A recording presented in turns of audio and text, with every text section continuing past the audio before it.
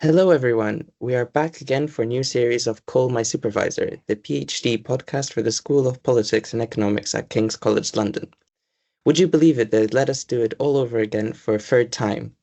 You know the format by now, but for those who are new, in this series we'll be speaking to doctoral candidates from one of our departments to pick their brains about all things PhD, from their research and ideas to their revelations and advice.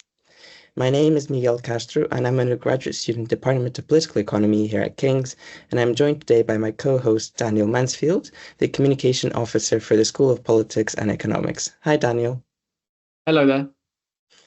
With that, it's my pleasure to introduce our guest for this episode, James Mowatt, a doctoral candidate studying within the Department of Political Economy. James, how are you? Yeah, very good. Thanks for having me. Great, so let's make a start. I'll pass on to Dan for the first question. Thanks very much, and thanks for joining us, James. Can you tell us what your title of your research is and just a very broad overview of what it's about?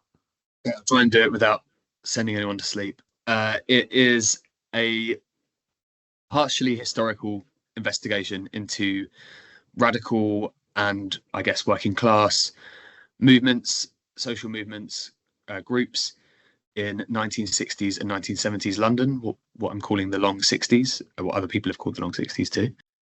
And the idea behind doing that is to try and derive from it some kind of theory, critical theory of solidarity, or a philosophy, if you like, of solidarity. Well, that sounds a little bit too grand. The reasons for choosing that time is to look at a period which is very much put on a pedestal in terms of social and political movements, and also because it's a time when we see, before the rise of neoliberal economics in the 80s, we still see a sense of militancy and it's an internationalism that motivates large sections of the society and of the population, in particular in London, which was synonymous with the so-called swinging 60s and other movements. The idea behind that is to look at our potentially more fragmented political culture that we have today and to try and learn lessons about how we conceptualize political movements, social movements, and solidarity between different groups. That's really interesting. Could you tell us in more detail what the research is more about? Okay, I guess one way of framing it would be to say why I was interested in doing it, and I think from a more of a personal perspective, as we were touching on at the beginning before we went live, was having been from a family that has its roots in the east of London. I often heard stories of a quite cosmopolitan, quite multicultural, and very politically active East End in particular, but also an East End which interacted with and was embedded with a wider political, cultural, and social atmosphere in London, particularly in the 60s and 70s. And by the time I came about into kind of, I guess, political and social consciousness, that world that was often described to me in stories and in anecdotes seemed to have evaporated, seemed to have disappeared. And instead, in its place in Essex and East London, you have a more, have the afterglow of Thatcherism and the kind of political economy that you find that resulted from things like the right to buy, the dissolution of the unions, the disappearance of blue collar work, the emergence of the city as a major employer for working class people in the area, these sorts of things. And so that, alongside with more fraught conversation around, I guess, culture wars and political cultures in a broader society in America and Britain and elsewhere, kind of made me interested in trying to find out what motivated people to so-called normal people to get involved with radical students and hippies, if you like, and form these very strange but very effective and very pervasive coalitions, and being able to extend solidarity across different cultures, different languages, different social and class-based backgrounds. And then I guess an added element to that, and an added kind of context to that, in the background of what's happening in the 60s and 70s, is of course the breakdown of the British Empire, of decolonisation, and the arrival of immigrants from the former British colonies, who also then participated in these movements and participated in the new labour markets and the new political and cultural and social makeup of the city during that time. So it just seemed that it had a lot of very interesting and very unique forces that all kind of coalesced together during a period which has now maybe been over romanticized. And that's another interest, is to try and maybe bust some myths and not kind of look at it with too much nostalgia, because there's some very interesting counter anecdotes to this impression, but also to kind of contrast it with what we find today. And I think certainly, if at the very least you find a far more ideological the political and social landscape, and a far more expressive and politicized working class population in London. Other questions that might emerge: how did these people interact with more radical groups? How did people experience the so-called swinging 60s in their day-to-day lives? Were people really organized along ideological lines? How much did people care for other communities, or was it a matter of realpolitik and pragmatism? These are the kind of things that I'm interested in, and to try and pull these together and investigate them, so that we can derive some kind of coherent theory of solidarity during that period. James, I wonder the inspiration or the reason for you to pick this subject in this area. I think maybe you kind of alluded to it in your opening answers there. Perhaps, is it familial? Is it more personal? There's an element of that, of kind of so previous research I did was trying to understand the formation of Essex as a kind of place in the British imagination, but also a place that has its own social realities and its own history, its own social history. And I helped an author research for his book through my master's dissertation and the research I did there as well. So that was a kind of a bit of a pivot point.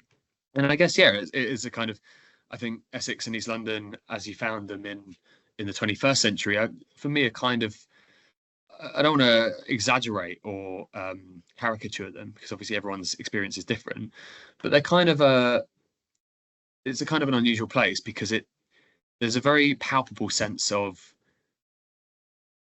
social identity, I guess, and social practice. So people kind of know, they're kind of quite self-conscious of being from that place, and they'll talk about it in conversation, and they'll kind of reenact and perform the kind of social role that they perceive that they have in their lives and in within their communities. And by which I mean, you know, the kind of archetypes of like cheeky chappy and kind of like barrow boy and very chatty, but also quite direct, and quite all these sorts of kind of social, I guess, stereotypes are quite, I would say, are fairly real, and are also quite almost sort of softly celebrated. So there is a kind of sense of identity, but that sense of identity is very unmoored from any self-conscious sense of history or really of place. You know, I mean, how do people get here?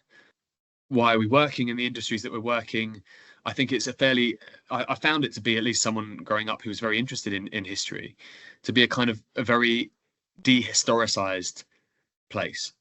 And I found that really interesting. And I kind of, I guess I wanted to almost, not to make it sound too woo-woo and sort of solipsistic, but I kind of was interested in finding out where my world, if you like, came from, and how it emerged, and what were the arbitrary and contingent conditions that brought that about. And what I discovered through initially my research into Essex was that it was often a very multicultural place that was very embedded in the broader history of empire and emigration, particularly from Europe, in terms of the Irish and the Jewish immigrants, but also Italians, Greeks, Cypriots, people like this, and also from internal migration in the UK, and that it had enclosed these very tightly knit but very cosmopolitan communities in dense housing in the East End, and then that had kind of exploded out across the Thames after the Blitz, and through the Newtown projects and all of this. And this kind of started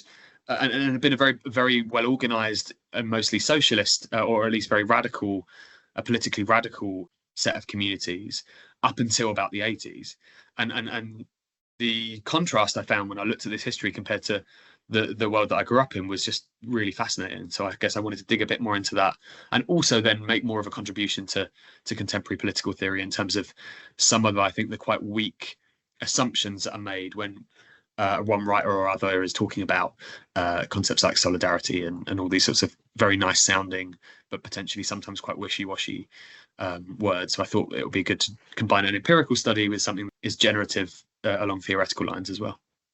And following up on that, could you tell us a little bit more about the work involved? So your methods of research, as people travel, they do interviews. What methods are you using? Yeah, so whilst the influential or just the people that were there, the influential activists and the witnesses to this time and this set of movements are still with us. I thought it would be really good to do a kind of bit of an oral history, and then from that we could do some sort of discourse analysis and some things like that. So part of it will be through interviews and some qualitative types of research, and then the idea is to supplement that with some political and economic history, I guess. So, analyze the conditions which people are referring to in those interviews, specifically what, fill in the gaps basically in from personal experience and political and economic realities that we can measure empirically. And then from that, draw a kind of try and have some kind of portrait we can draw, which gives us a sense of why people choose to work together in political and social movements, what types of conditions will either make people from very different backgrounds with very different aims come together, or will make them come apart, and how are political movements which rely, say, on some level of personal sacrifice and personal risk, so like the strikes and unions and things like that, how are they sustained, and where do they run into crisis? And if we can get a picture from that that's somewhat coherent, or at least somewhat, again, generative, I guess, then we can kind of scrutinize some of the more dominant political theories that we have floating about in the 21st century around how we all might come together. And I think implicit in that is a kind of want to study, and maybe I won't have time in this thesis, but I want to kind of like critically review the possibilities for a similar set of movements in our own time, because it could be that they rely on things which we don't currently have, in terms of a particular social base, or in terms of types of communication that people shared, or the kind of physical in spatial interactions that people had. So but to your question, methodology principally will be interviews, then some historical analysis, and then a theoretical kind of dialogue between the empirical research and the kind of contemporary theory. But I'm sure that will change, and I'll be saying something different in a year's time. But that's the idea. Just picking up on that, James, do you expect that your focus of the thesis will narrow? Do you expect it to shift? Are you being sort of deliberately broad at the moment? Yeah. So with the last meeting I had with my supervisors is the start to figure out how to narrow these things down. I think the what I expect the vehicle for narrowing it down and slimming it down will be the interviews themselves. So what we find from the initial round of interviews, the kinds of things that people draw on, the kind of consistencies we find between people's testimonies, will direct kind of where I choose to focus the subsequent research. And so the idea will be to narrow it down to maybe a couple of specific events, a couple of specific groups even, and maybe even a smaller time frame, if that ends up being relevant, to try and really draw out the key principles of a theory of solidarity that we might be able to construct from empirical research.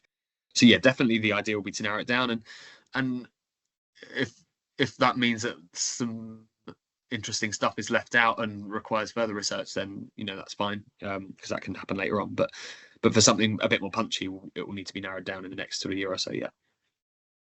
So you're in relatively early days in your PhD. Is it within the first year or just beyond the first year? It's just within the first year, just coming to the end of the first year. Yeah. So what's the process like then? Are you just doing literature reviews? Are you working towards an upgrade? Where are you? Yeah, mine's part time, so the upgrade will be next year. But the literature review is mostly done. At the moment, we're developing a set of questions, looking at making sure that they get past the ethics committee, although that shouldn't be difficult because it's not anything that's majorly controversial with that respect.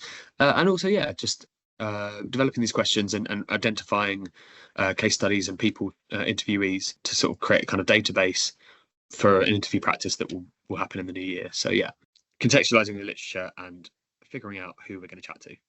From your research so far, has anything surprised you, or is there a finding that has stood out to you? Yeah, I think in terms of this is not really going to be a work of history, but it will necessarily kind of engage in historical circumstances and with historical events. And I think I was very keen to not. I mean, from family anecdotes, I was very aware that it wasn't necessarily all it was cracked up to be as a time period, particularly by kind of contemporary progressive writers who want it to be. There's nothing necessarily wrong with that, but they want it to be a more of a golden age than perhaps it was. So I was very interested in kind of developing a bit of a warts and all portrait of the period, and in doing that, I found some probably more disturbing events and instances through the time period, through the 60s and 70s. One of which was the fact that the dockers, mostly Irish dockers, went on strike for Oswald Mosley, who had previously been the leader of the British Black Shirts, so effectively the British Fascist Party in the 30s and 40s. And they went on strike for his latest political project. I haven't read into this for a while, so I can get you the details later if anyone's interested. But effectively that surprised me, just as it didn't really, because given what else I know about the kind of progressivism and solidarity demonstrated by Dockers in several other instances, that was kind of surprising.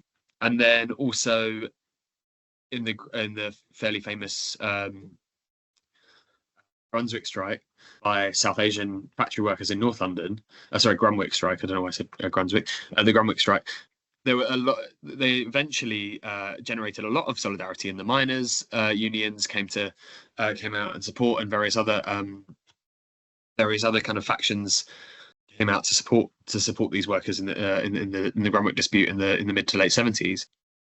But initially, the trade unions, including the trade union that these workers were a member of, were fairly ambivalent and in some cases almost hostile about trying to help these strikers. The argument has been that was because, one, they were people of color, and two, they were women, so that they didn't really fit the bill in terms of what people were expected working class radicalism to look like.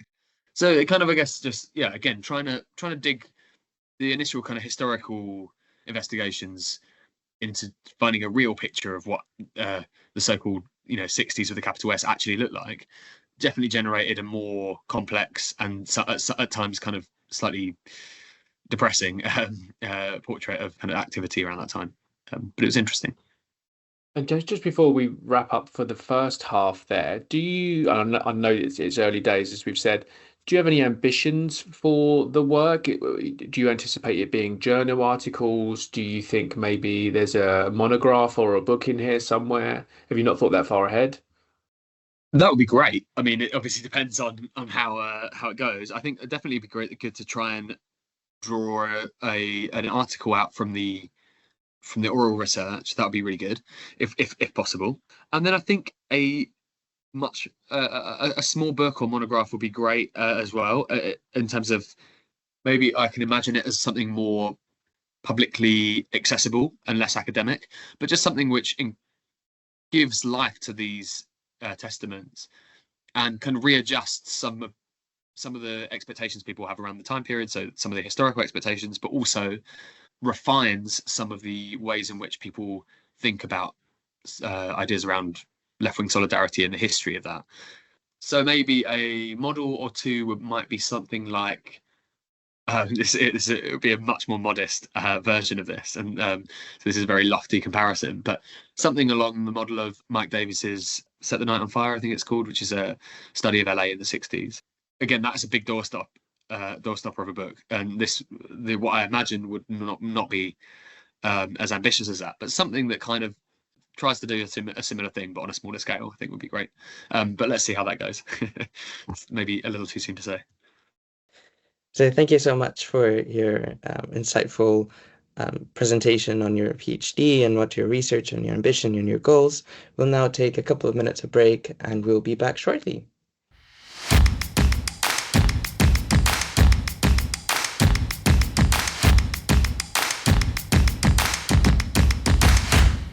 Hello, everyone. Welcome back to part 2 of this podcast.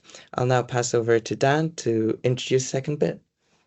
Okay, James. So what attracted you to take on a PhD? Because, a bachelor's and then a master's, that's a lot of studying. That's quite a long road. You've come back for a PhD. What's behind that? Yeah, I haven't done a particularly direct route. So I had breaks between each of the degrees that I've done so far. So I had about 3 years before I did a master's after doing an undergraduate. And then similarly, I graduated from my master's in 2020. So that was 4 years ago. So I spread it out, and the master's and PhD have been part-time alongside work. So I guess for me, the how question, or the kind of the heaviness of it, hasn't been too intense, in that it's been integrated into other things and a more diverse set of other things that are going on, so work and everything else. The why is, I think, quite a bit harder to say, in the sense that I'm not.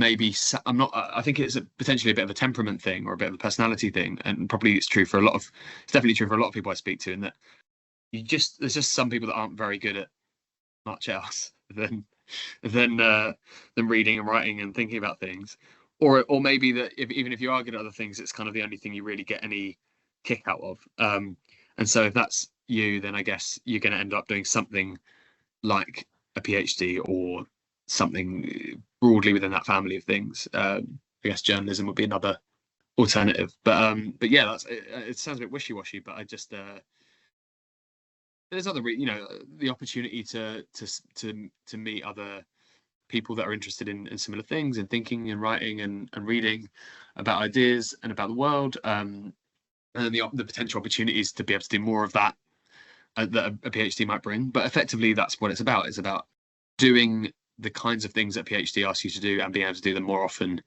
in a more diverse set of ways, I guess. And how is this whole process different to what you initially expected? So even though I knew that a PhD was largely self-directed, it's still surprising / terrifying / confronting when you realise that effectively it is all on you. And there's great support at King's, and the supervisors and everyone else is fantastic. Ultimately, you do have to get on with it and do it yourself. And there's not regular deadlines. There's not a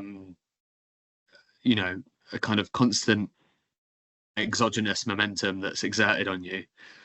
There's ways they check in, they help you kind of schedule plans and put together timelines and all that sort of thing, but you need to do it. And I think that was kind of a first for me in terms of academia, with obviously with masters you have regular assignments and assessments and things like this, even more regular with undergraduate.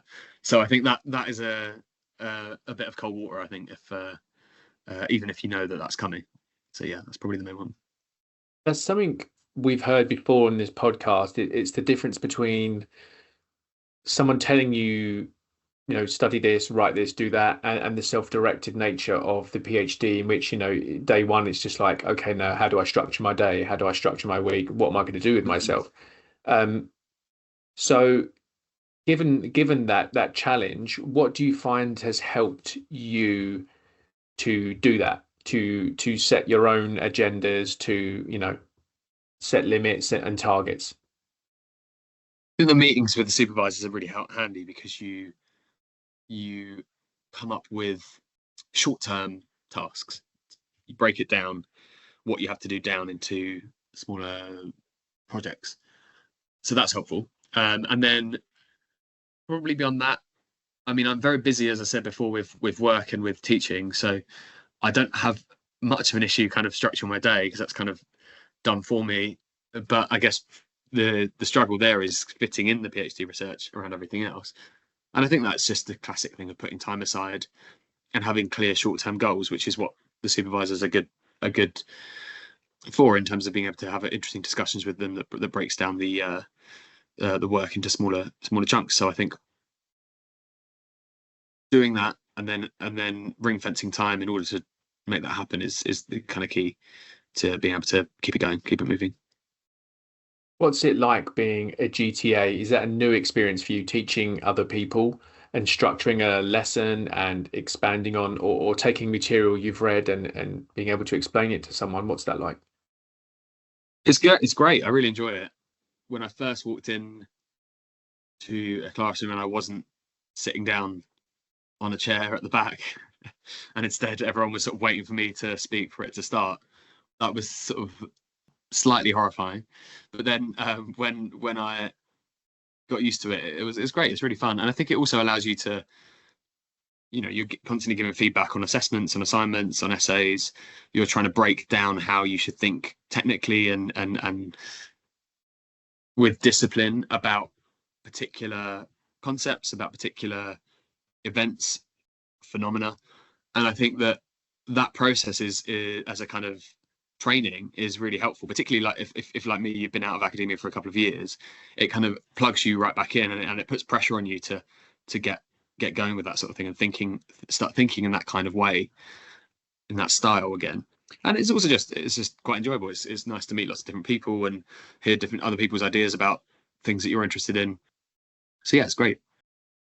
And following on from this, we know that you have lots going on besides your PhD and with your PhD itself. What are the major challenges that you're facing and or that you're expecting to face? Just time, I think. Unfortunately, yeah, like it would be great if I could have some kind of magical ability to pause time and have more sleep and be more productive. So trying to find the minutes and hours in the day to do everything is the biggest challenge. And what advice would you give to someone who is wrapping up their MA, for example, or maybe someone who's just done a couple of years in work but has got a bit of an itch that they want to scratch in academia? What advice would you give to them before they apply for a PhD? Okay, so I think for someone finishing a master's, I think the question would be, do you want to get straight back into academia again? And do you know that that's what you want to do? If you can't imagine yourself doing anything else and you're absolutely sure you can't wait to get back on the books, then crack on. If you're unsure about that, I would say, why not wait a couple of years or a year or two or a year, just to have some work experience and reflect on that, because it is a big undertaking and you kind of want to be sure that you want to do it before you do it. For the person in work that is curious about it, I'd say that's probably one where I'd be more encouraging, because I think that if you're finding that you're unsatisfied, as I was, just in terms of with the more transactional nature of working in the private sector or in, I guess, the public sector as well, then there's probably something that you do want to be doing. Now, you then have to be sure. The second question is it a PhD? Is that the thing that you should be doing instead, or as well as? But I definitely think don't ignore that feeling. It's there for a reason. And I think the first good thing to do in that situation would be to write, as you would need to anyway to apply, is to write a proposal, maybe just 1 page or 2 pages, about an idea that you can imagine being interested in for a number of years. So imagine you want to write a book. What would the book be about?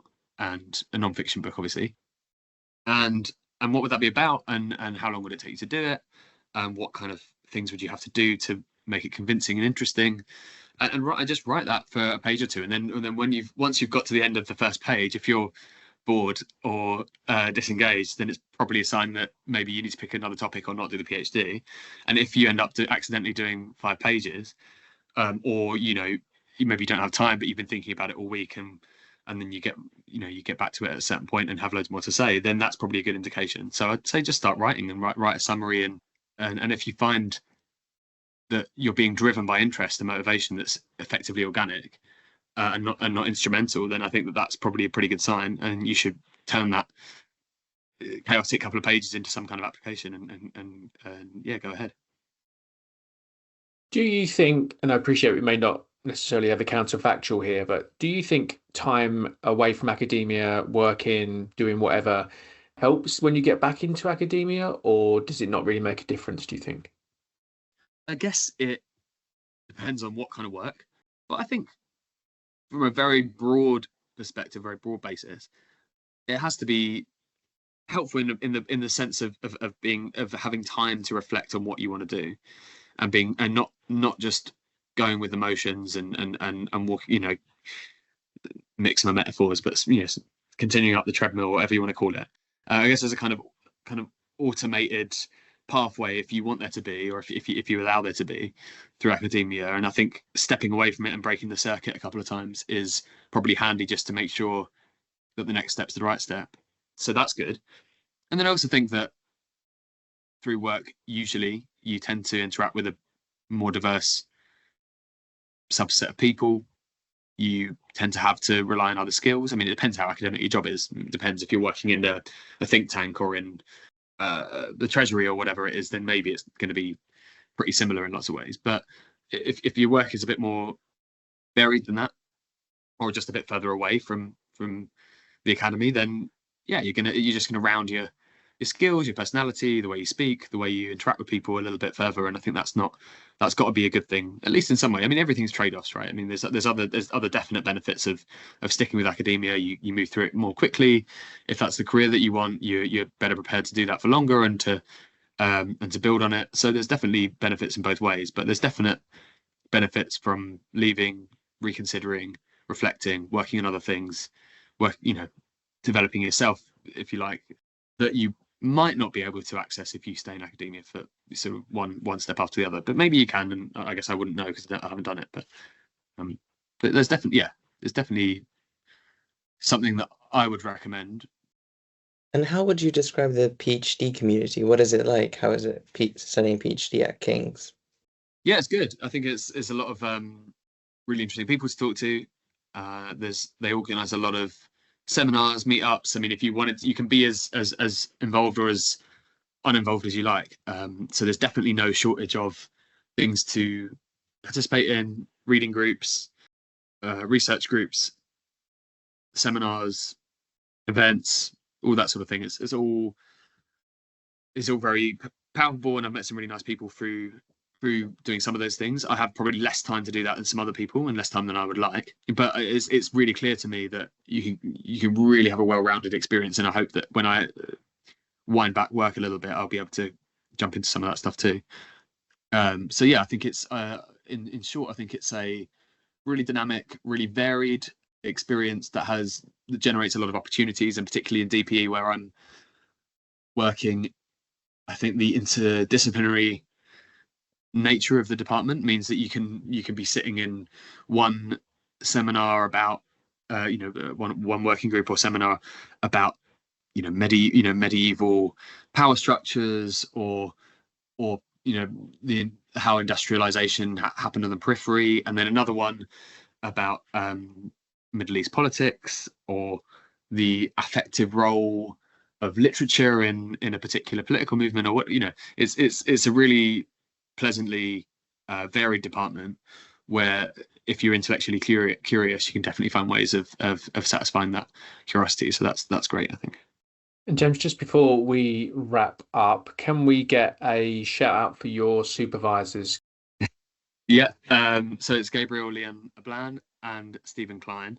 Yeah, they're both fantastic so far. I've gotten with them really well. They've been really encouraging, really interesting conversations, and yeah, they've been really supportive, and they've made me sort of think about the project in lots of different ways. And yeah, it's been a really, so far it's been a really fruitful arrangement. I'm actually a GTA on one of Stephen's courses as well, so that's been nice to kind of see what he's doing with undergraduate study and help out with some of that stuff.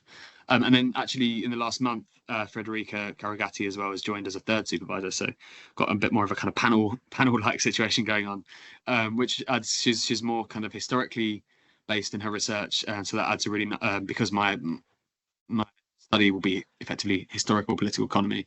That will be a really nice balancer as well. Although to be fair to them, Stephen and Gabriel in their research are both quite historically oriented as well. So, but yeah, so it's a bit of an A team. I love Gabriel's stuff. He works on like riots and civil unrest as well, doesn't he? I love reading some of his London riot stuff and whatnot. It's really fascinating. Yeah, trying to kind of demonstrate causality, kind of historical causality within, in relation to the unrest and upheaval and quite dramatic social events, exactly like the London riots in 2011. So yeah, no, really interesting stuff. Right, and that brings us to an end of today's episode. I'd like to thank James for sharing his thoughts and insights for this episode, and Daniel for his able co-hosting. Of course, thanks also to you, our listeners, for taking the time to tune in. We can't believe that you've come back for a third series. We look forward to welcoming you again soon on our next episode. Take care.